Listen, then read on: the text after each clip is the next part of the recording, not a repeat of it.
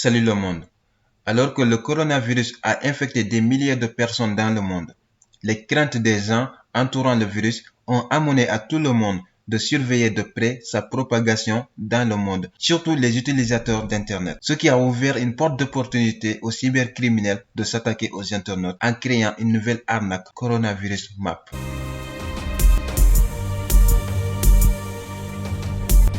La propagation catastrophique de la maladie Covid est devenue une opportunité pour les pirates informatiques de propager des logiciels malveillants similaires ou de lancer des cyberattaques. Ces attaques visent spécifiquement à cibler ceux qui recherchent des présentations cartographiques de la propagation de Covid-19 sur Internet. Vous savez, plusieurs organisations ont créé des tableaux de bord pour suivre Covid-19. Mais maintenant, les pirates ont trouvé un moyen d'utiliser ces tableaux de bord pour injecter des logiciels malveillants dans les ordinateurs. Ils créent des sites web liés au coronavirus afin de vous inviter à télécharger une application pour vous tenir informé de la situation. Vous pouvez ne pas installer l'application, par contre, les malfaiteurs peuvent produire un fichier binaire malveillant et l'installer sur votre ordinateur. Voilà à quoi ressemblent des cartes de coronavirus. Ce site est celui de l'université Johns Hopkins. Un tableau de bord pour suivre la propagation du coronavirus et beaucoup de personnes comptent sur ces tableaux de bord. Vous pouvez utiliser ce site, il est digne de confiance. Alors restez jusqu'à la fin de cette vidéo parce que je vais vous faire découvrir un outil qui va vous permettre de savoir si un tel lien ou tel site web est une arnaque ou bien est-ce qu'il est digne de confiance. Ça peut vous servir aussi si vous devez acheter sur un site e-commerce. Et n'hésitez pas de cliquer sur la petite pouce j'aime parce que ça me motive vraiment à faire plus de vidéos et abonnez-vous si ce n'est pas encore fait. Faites attention aux fausses cartes de coronavirus qui utilisent un logiciel malveillant appelé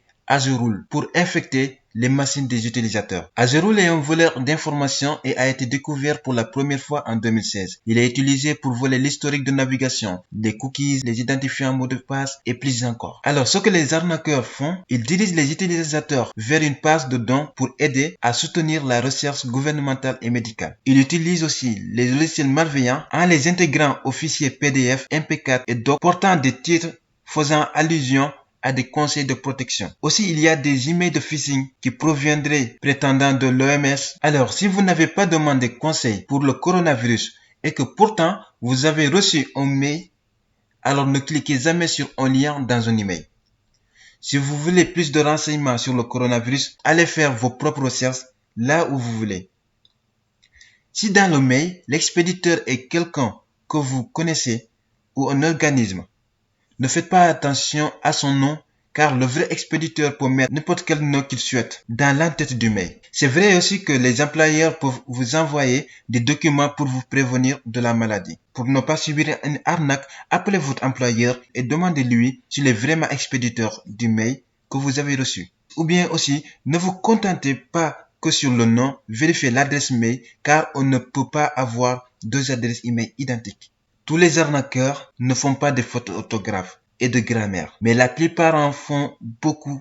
Essayez de repérer ces erreurs à votre action. Si vous devez aller sur un site web, vérifiez toujours son URL d'abord s'il est en HTTPS et ne donnez jamais vos données à un site qui n'est pas en HTTPS. Vous savez, certains liens du site d'arnaque ne commencent même pas par HTTPS ni par HTTP, mais par HXXP.